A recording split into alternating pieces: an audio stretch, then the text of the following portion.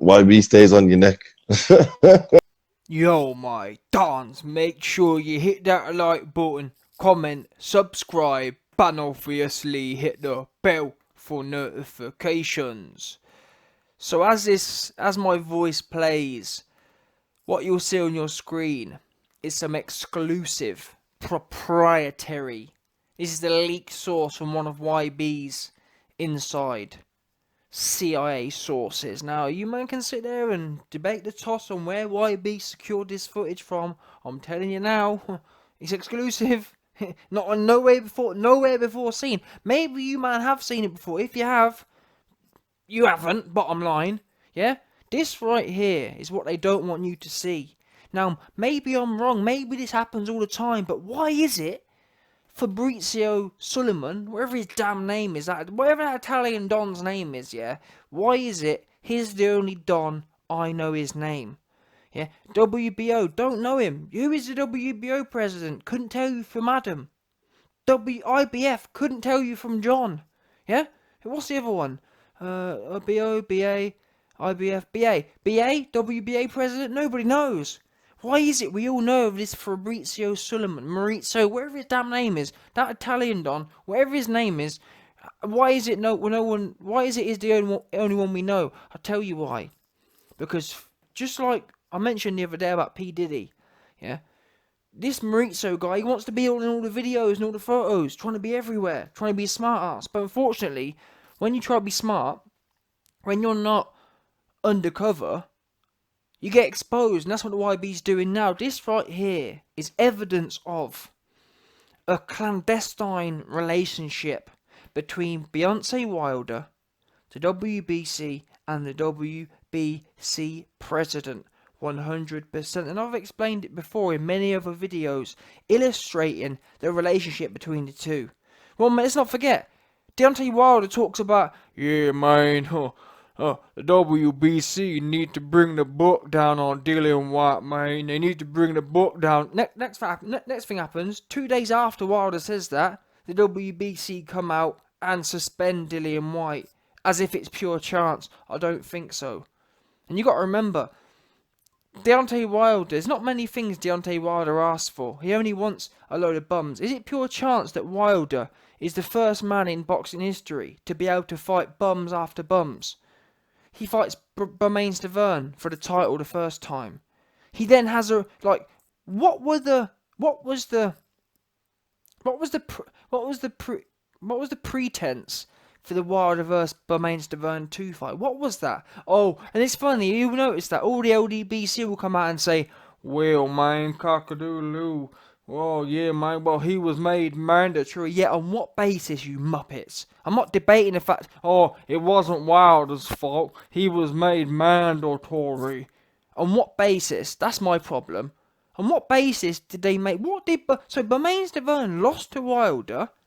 What did he do in them 2 years? In fact, 2.5 years. From January 2015 to November or whenever it was, November 2017. What did Bermain Stavern do in them 2.5 years to earn that rematch? What's that? What did he do? Nothing. That's what he did. Ortiz, another great example. Ortiz gets knocked out in March 2018.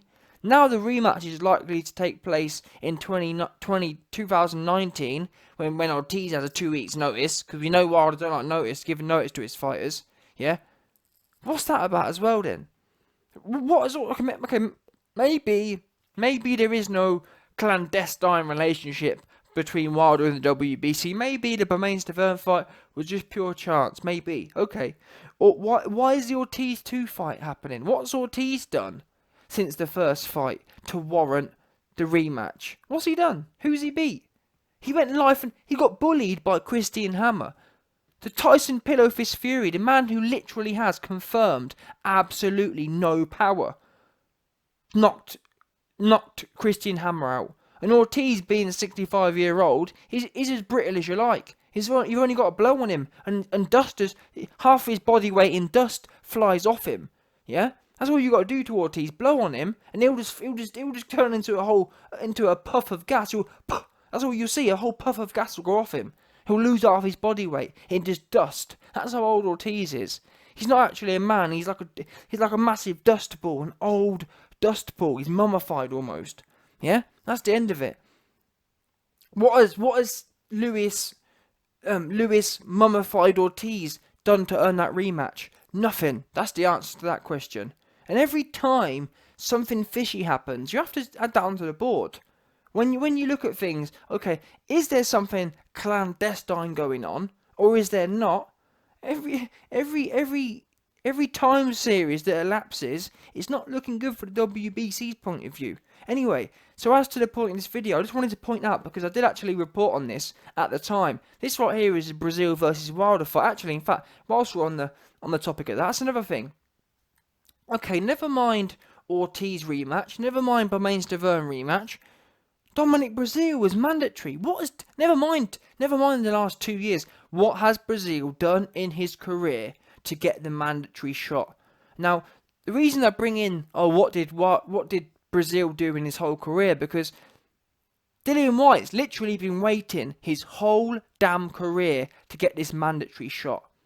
So that's relevant for me. So if bearing in mind all Dillian Whyte's done to get or not even to get the mandatory, look at how much Dillian Whyte's done, and still is not recognised as the mandatory. What did Brazil do? Bearing in mind he's already had his mandatory shot now. Yeah, in fact I'm pretty sure, did he have a mandatory against Joshua as well, or was that voluntary? Either way, you know what? Scrap that. The bottom line is, someone please inform me, what did Brazil do to earn and cash in his mandatory already by May 2019? What has he done in his career for that? I'm confused. Meanwhile, Dillian Whyte's done everything he's done, and he's still not recognised. They still refuse to recognise him as the mandatory. Now, all these factors added up, that there stinks of clandestine operations going on. Something when 1 add 1 is 17, or when 1 add 1 isn't 2, that there says to me there's something wrong. Many people will tell you to the contrary. Oh, no, it's not that. Yeah, it's not that. It's not correct. What is it then? I don't understand it. And that's the other thing. Makes me laugh. There were talks of the WBC calling for Wilder versus Ruiz, unification fight. And I thought to myself, wait there a minute. When AJ was WBA, WBO and IBF champion, and I was sitting there literally campaigning for the WBC to do something, I was out there shouting from the rooftops, WBC, why don't you? The same, let's not forget, it's funny, people are saying, oh, they can't do that. Oh, yeah, the WBC have no right to call for a unification fight. Well, wait there a minute. How is it the WBC dragged Fury out of nowhere and mandated that fight? Wilder versus Fury 1 was mandated. Wilder versus Fury 2 was actually mandated. Back in February, before Fury ducked the fight, the WBC actually mandated that fight. And that's why all the people saying that Wilder ducked him. It was impossible for Wilder to duck Fury, because the WBC in that occasion actually did their job. They actually mandated the fight. And that's what I've been struggling with. So what did Fury do to earn that first fight and the second fight, both of which were mandated by the WBC? What did he do? He came back, fought 2 stiffs. Oh, don't tell me. Oh, well, Fury beat Vladimir Klitschko 20 decades ago. So you're telling me the WBC mandated Fury for something he did 4 years ago? Is that how it works then? And that's what makes me laugh. The WBC can bring in they can make sure what Fury gets his shot out of nowhere. But Dillian Whyte, who's been active, he hasn't been off for 3 years. Dillian Whyte, who's been beating people, current people, Chisora, Parker, Lucas Brown, he's been doing that recently. But yet Fury, name me a better win on Fury's record since his comeback than Joseph Parker or Chisora or even Lucas Brown, to be honest. What do you think Lucas Brown would do to Pianetta? What do you think Lucas Brown would do to the other stiff that he fought? Schwartz. What do you think he'd do to him? He'd level them, that's what he'd do to them. Bottom line, no matter how shot you think Lucas Brown is, he would deal with all them lot. But yet Fury gets it mandated, and that's what I'm trying to tell you lot. There are deeper things going on here, and you'll notice Wilder's wish is the WBC's command. The reason Fury got mandated out of nowhere was because that's what Wilder wanted. The reason AJ, as champion, didn't get mandated was because Wilder did not want that fight. The reason Dillian Whyte didn't get mandated is because Wilder did not want that fight, and that's this Fury situation is actually the pure proof. Is actually the pure proof for me, because Fury, he'd only had 2 fights in the last 5 years. Literally, he'd had 2 fights in about 4 years. So how possibly could he be fighting Wilder?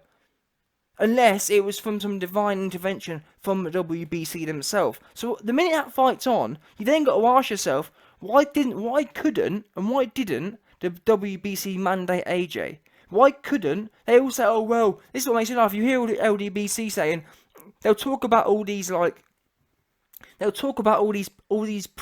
procedural things that Dillian Whyte didn't do. They'll talk about all these precedential things that Dillian Whyte didn't do. They'll say stuff like, Dillian Whyte didn't fight his final eliminator. Yeah, mate, if you look at Dillian Whyte didn't follow WBC 2.1. If you look at section 2.1 in the WBC's mandatory status, he actually violated point 2.6789b. Yes, Dillian Whyte didn't follow WBC ruling 2.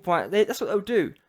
Categorically, they came out and all I remember everyone saying was, oh yeah, Dillian Whyte hasn't fought this particular eliminator fight, that's why he's not mandatory. Oh, the reason Brazil got the fight was because he fought his eliminator. Oh, Dillian Whyte's never fought his eliminator, that's why. Okay, then fine. If it's about following processes, someone please explain to me, what process did Tyson Fury follow to get that fight then? Because he didn't fight no final eliminator. Where were all his... If that's what's stopping Dillian Whyte get the shot, if that's what's stopping AJ get the shot, what final eliminated did Fury fight? What process did Fury follow? And this for me is pure proof. I'm just breaking it down to you on an intellectual level. You can't argue with it. It's facts at the end of the day. Fury proved that that the WBC can drag anyone out who Wilder wants to fight. Therefore, the fact that AJ and Dillian Whyte have been absent, despite being active, funnily enough, Fury's only been fine for the last year. AJ and Dillian Whyte have been chewing at the bit to get their hands on Wilder for the last 3 years. Why is it at no point in them last 3 years did the WBC not take it upon themselves to drag in Dillian Whyte or AJ? I'll tell you why. Because Deontay Wilder has categorically whispered into Maurizio Sullivan's ear, like you see here, and told him, please do not make me go in there with AJ or Dillian Whyte. He doesn't want to do it. That's what we have to conclude. That's the only logical conclusion we can take. Because otherwise, you need to ask yourself, why didn't they give the same process to Dillian Whyte or AJ that they gave to Fury? Maybe it's me. Maybe you're right. Maybe Fury did earn the Wilder fight. Maybe the new process for a WBC title shot is to fight 2 stiffs. Maybe that's what it is. You must fight 2 fighters ranked in the top 50. That's what it looks like the requirements are. 'Cause that's what Fury did. He fought 2 top 50 fighters and then got the shot. And by the way, Dillian Whyte and AJ, they've already fulfilled that criteria. So even that literally, there's no way out of this one. And anyway, let me finish this video off by saying this. I just find it weird. As I mentioned earlier, I don't know any of the other presidents. This guy Maurizio, he's there hugging Wilder. They have a proper relationship. They have a proper clandestine relationship going on here. That's not normal in my opinion. Hugging and kissing and... bearing in mind, a governing body is exactly that. They're there to govern. They're there to govern the behaviour, and not only behaviour, but they're there to govern the boxers in their thing. That's it. They're not there to hug and kiss and licky and whisper sweet nothings in each other's ears. Maurizio Sullivan's job is to govern and ensure the fairness and free flowing within the WBC belt, and to ensure the continuity. Therefore, his main job should be to make sure their rankings are the best possible. like almost like Dana White. Dana White's job, and he does it well actually, he does it much better than boxing. Dana White's job is to make sure their rankings are done well and the best fight the best. That's what their job is. Not his job isn't there to be kissing Wilder's neck at the end of the fight. It's weird in my opinion, especially when you're kissing his neck and then giving him easy fights. It almost makes sense to me now. Bearing in mind how much Maurizio clearly loves Wilder. You know what I mean? I don't know about you, but my own dad don't kiss my neck like that. Maybe it's me. My own family don't kiss my neck up like that. This dude here, this other dude, kissing Wilder's neck all up. And that's the other thing. Maybe it's me. Show me another fighter he does that with. Show me another fighter that Maurizio Sulaiman kisses up his neck and that and whispers in his ear after a fight. Show me. I don't see it. That there shows bias. His job should be to have the best, but now it makes sense why he don't want that. Now it makes sense why Maurizio don't want Wilder in there with AJ or Dillian Whyte, because guess what? There'll be no kissing of necks after the fight. Number one, Wilder's head won't be on his neck anymore. Number two, Maurizio will have to go on the floor to start kissing necks. That's the only place Wilder's neck will be flat on the floor for a good 30 minutes after the fight. So it's no surprise that Maurizio don't want to let his man go in there with Wilder or AJ. That's the bottom line. I'm sorry. Exposed.